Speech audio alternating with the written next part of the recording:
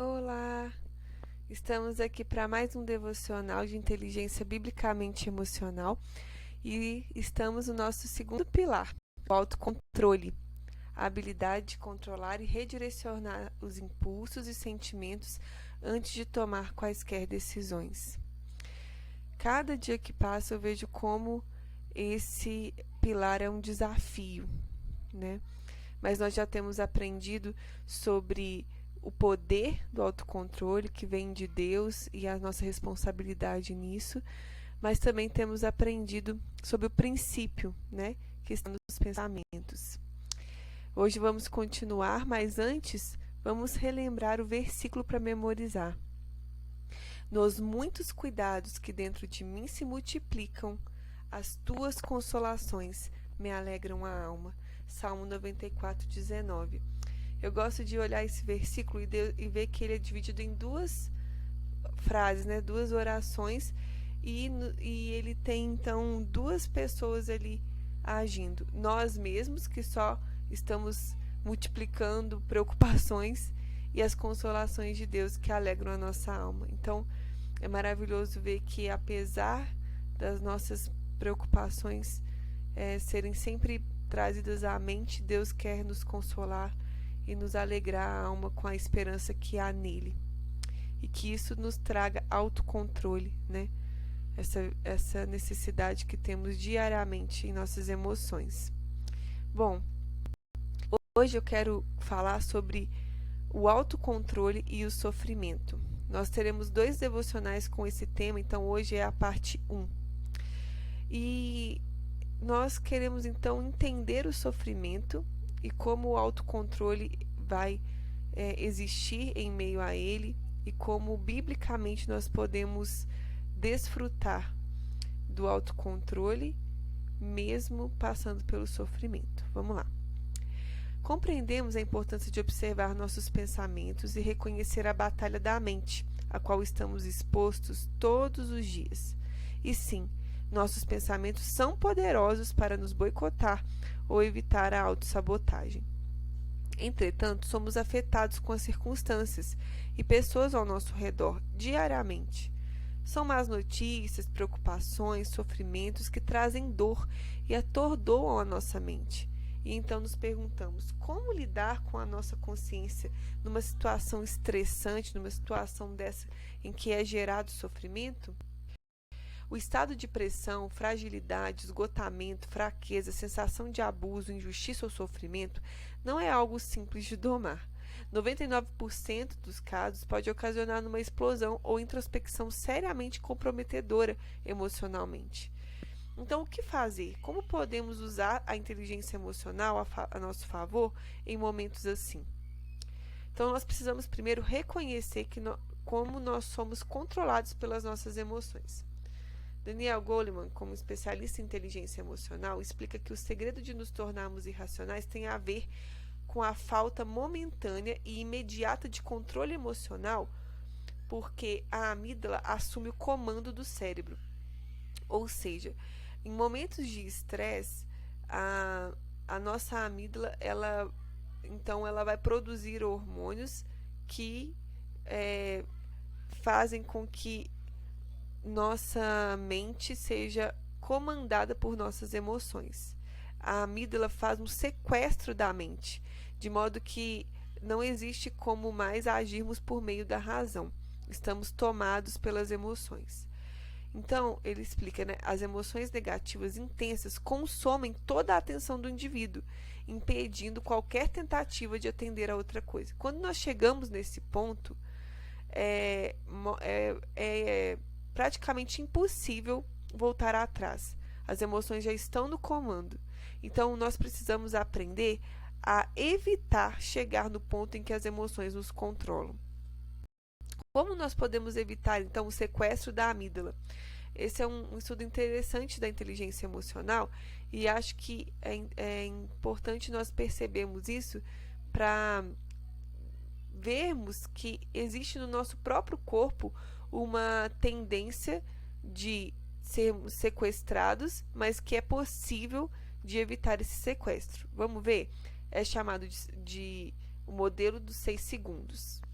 Então, essa técnica é muito usada. Primeira coisa, determine o problema. Qual é o estado atual? Né? Então, o problema pode ser, por exemplo, uma situação que está acontecendo. Né? Eu vou colocar aqui um exemplo, por exemplo, dos meus filhos me desobedecendo. Quais emoções negativas que estão te limitando? Bom, geralmente uma emoção negativa que me limita nesse momento é ficar irada, ficar indignada com a atitude dos meus filhos. O que dispara essas emoções? Qual é o gatilho? Geralmente, dando esse exemplo, é quando eu falo com eles 2 ou 3 vezes e eles não me obedecem. Estabeleça, então, uma pausa de 6 segundos, tempo entre o estímulo e a reação. Essa pausa evitará a reação indesejada, né? Porque qual que é a minha reação mais comum no momento desse? É falar gritando, é falar de um jeito desrespeitoso com eles, porque eu estou nervosa pela atitude deles. Então, quando eu faço essa pausa, ao perceber o gatilho que é lançado, eu consigo levar o meu cérebro a ter mais tempo de agir racionalmente. Durante essa pausa, eu preciso responder alguma pergunta que me faça pensar, né? Raciocinar. Por exemplo, qual o nome dos 7 anões? Quais países europeus que começam com a letra R?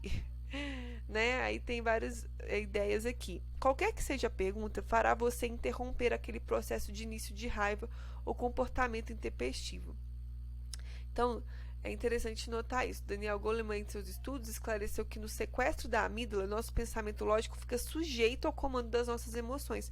E por isso a gente não consegue agir de outra forma. A gente age impulsivamente, a gente age por um caminho emocionalmente desgastante, ruim, tendo uma reação muitas vezes pecaminosa, porque nós já estamos tomados pela emoção e nós não conseguimos então olhar para aquela situação de uma forma racional. Então é necessário que a gente faça essa pausa de 6 segundos ao perceber o gatilho. Eu achei isso muito interessante para pensarmos hoje nesse devocional de inteligência emocional. Até aqui, então, tivemos uma análise psíquica de nosso cérebro, de como treinar nossas emoções para não nos tornarmos reféns delas.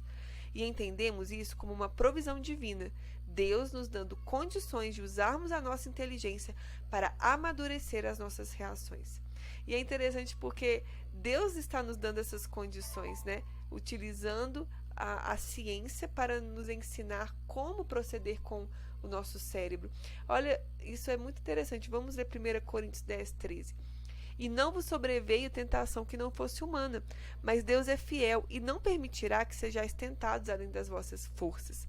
Pelo contrário, juntamente com a tentação, vos proverá livramento, de sorte que a possais suportar. Então, olha só, de certa forma, entender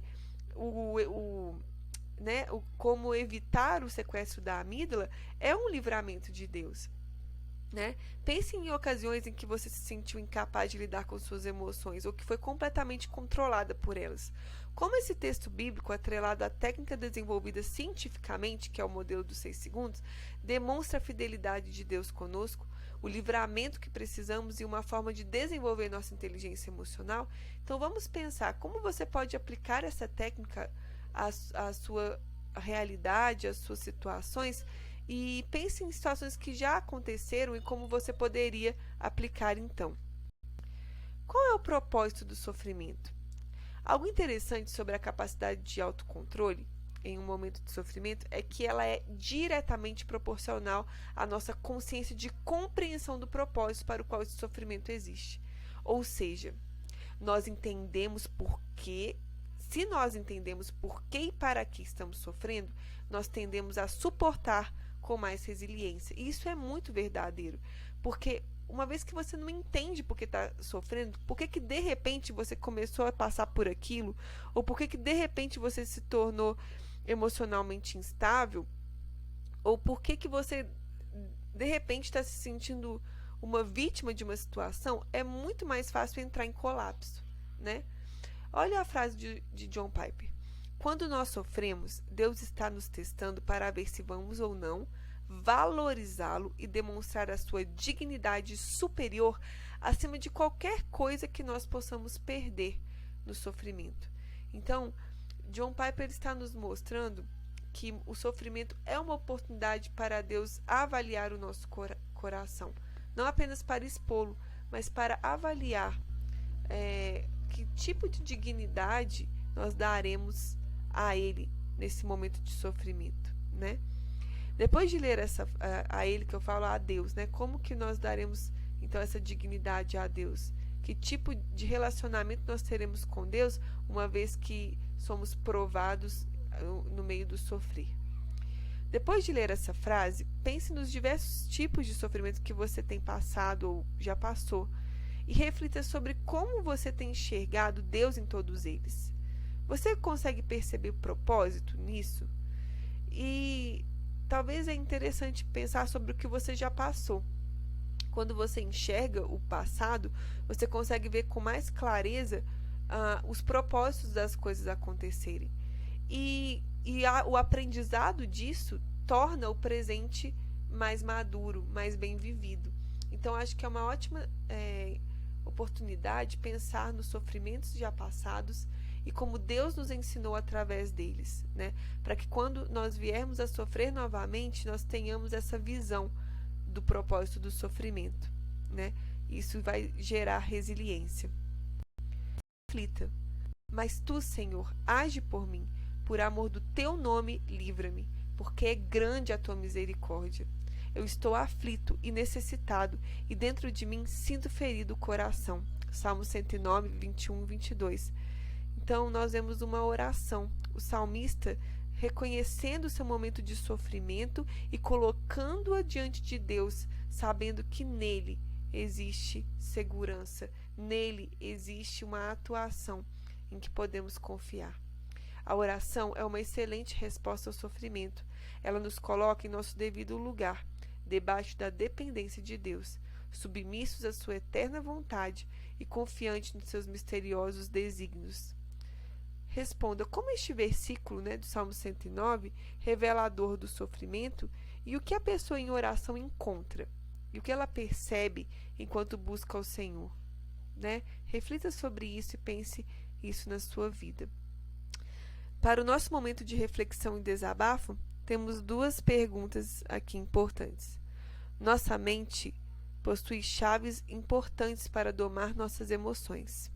O que você aprendeu sobre o modelo dos 6 segundos e como ela se relaciona com 1 Coríntios 10, 13? E a outra pergunta, leia Mateus 26, do 38 ao 39. Quem encontramos orando em meio a um sofrimento extremo? Como vemos a oração tendo seu poderoso efeito na vida de Cristo naquele momento e dando-lhe inteligência emocional para prosseguir em sua missão? Eu acho fantástico meditar sobre esse texto e acho que vale muito a pena aprender com Cristo na sua estabilidade emocional e o seu autocontrole em meio ao sofrimento. Vamos orar. Senhor, nós clamamos a Ti que abra os nossos ouvidos e o nosso coração para aprender as lições de autocontrole nesse devocional. O sofrimento não é algo que gostamos de passar. Pelo contrário, se pudéssemos, evitaríamos o máximo. Mas o Senhor usa o sofrimento para nos ensinar, para nos amadurecer e para nos fazer mais parecidos com Cristo. Então nós te pedimos, Senhor, faça-nos conscientes desse processo, para que possamos suportar com mais resiliência os momentos de sofrimento. E usa esse devocional para nos fazer enxergar as lições necessárias aos sofrimentos que provavelmente estamos passando neste momento. Abençoe a cada uma que vai fazer esse devocional. Em nome de Jesus. Amém. Bom devocional, queridas.